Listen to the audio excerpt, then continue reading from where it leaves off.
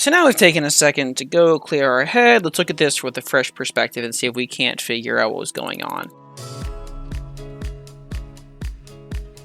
Oh, that's why. Okay, well, I'm glad that I did that because I figured it out. So what's going on here, right, is that in this frame, we have the right arm is leaning back and the right leg is winding up. So the whole body mass is shifting in this anticipatory wind up this way, so that way, and lean, sending the whole body over to the left. However, when we go to the next frame, this frame does not have that same sort of wind up, because what it looks like is the left arm is still traveling this way, and the right arm is still only slightly beginning its journey around. So that means that I need to have another frame between these two where the flour sack is this right side's version of this. So that would solve my problem if I was trying to figure out it, make it believable that the flour sack is hopping from one side to the other, right? Because we'll have that wind up, hop, but I don't want him to be hopping. I just want him to be changing feet that he's balancing on. So let me go delete all of these and resize all the sacks that I've drawn so far and place them properly so that way when I'm doing my scrolling, I can really see the animation that I'm trying to make.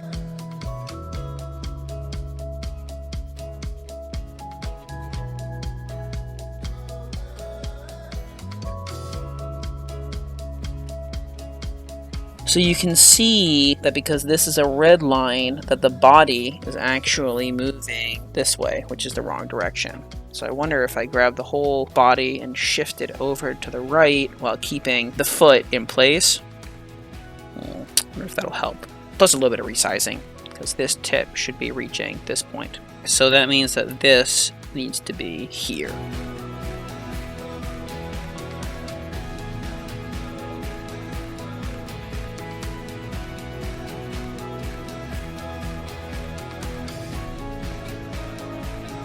If I make these individual pieces and move them around, maybe that'll help.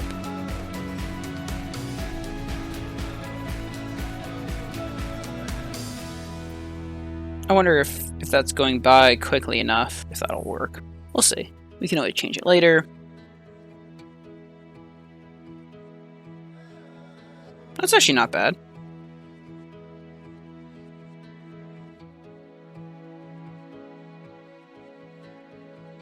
Okay, now let's take a look at it, and these extra ones I think I can get rid of.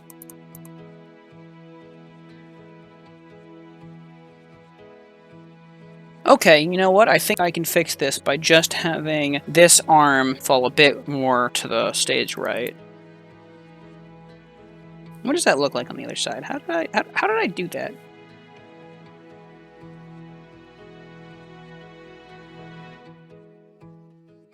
So land, swish, land, swish.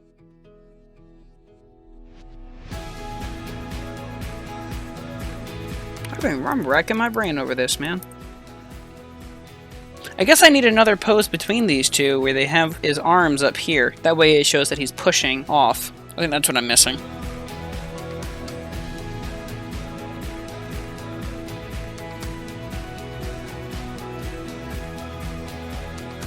Oh, and I think with this one, I want him to be mid-air. I want to be pushing off of this foot. So I definitely want this to be making connection. Yeah. That's kind of cute, actually, already.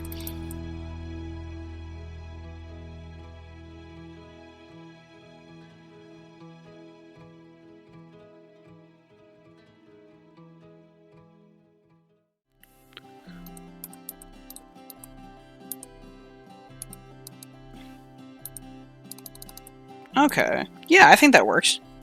Let's get a loop here.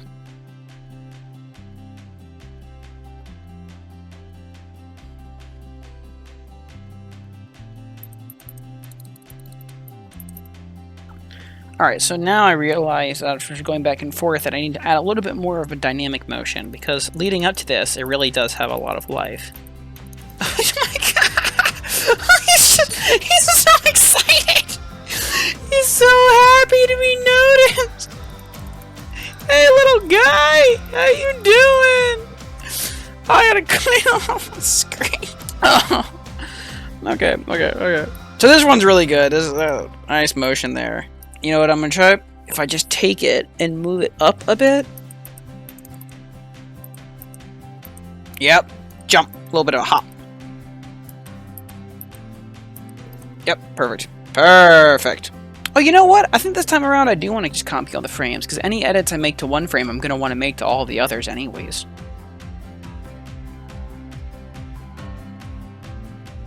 And then let me just copy these over and see what the ending looks like before I make the jumping for joy. I think I'll just use these. That's not the right one. That's the right one. Oh. There we go. Bring it down to 8 frames a second, and play back and see how it goes. I know the ending's going to be a little weird because it's going to hop over here and then fall over to the right, but that's not what I'm worried about right now. Really, I just want to get a feeling for the jump. So let's just knock that out. Loop at 8 frames per second. Let's go.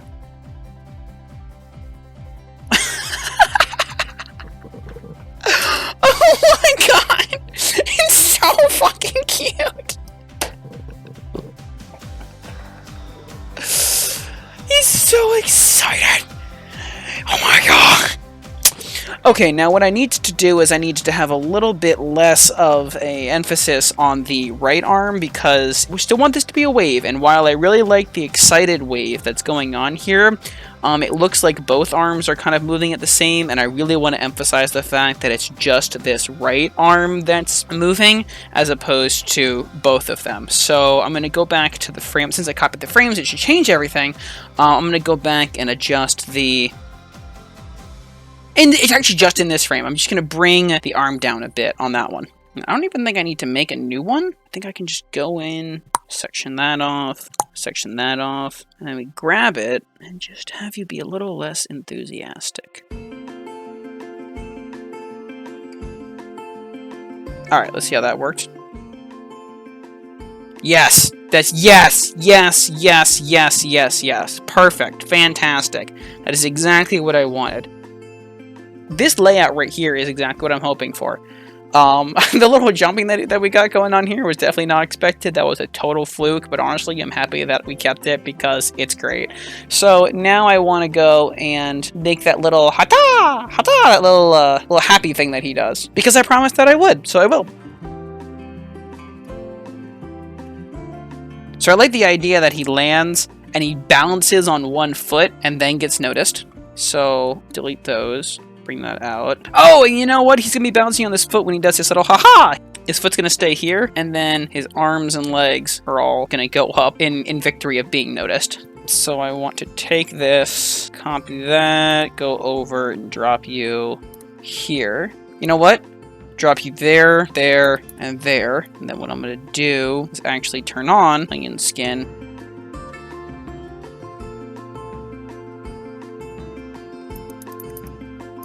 Yep.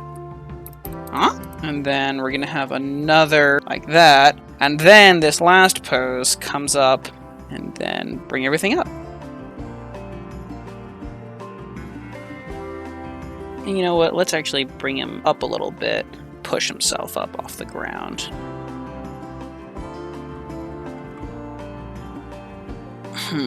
Needs to be more on the tippy toes here. Okay, I'll redo the whole thing. Tried to shortcut it, didn't work out. Gonna do the whole new thing.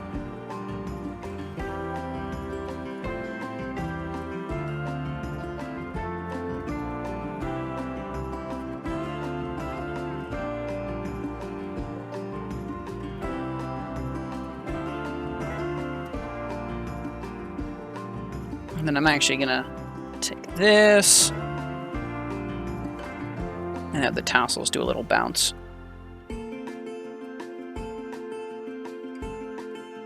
And then hold that. Let's see, we're at 20. So let's bring that to 40. And then let's double all of these. And then play it at 24. And see what that looks like. Because then eventually, you know, we're going to have to do our spacing. There we go. Ah, it comes out to exactly 60. Not bad at all. Alright. That was a lot. Now we enjoy the fruits of the labors. Oh, the little bounce! It worked out wonderfully! I just gotta get the sizing right. Yeah, you just gotta find a consistency for the size, but I think this is great.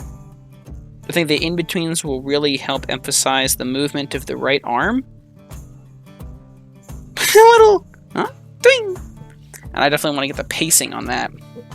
So I'm going to make a note for myself. I think I'm definitely done for today. So let's pause here, go to the beginning. Let's make some notes for ourselves. So get size consistent, timing chart, and details. Because all these little folds and everything, which help kind of make it believable that it is in fact a sack of something, are missing for some of these frames here.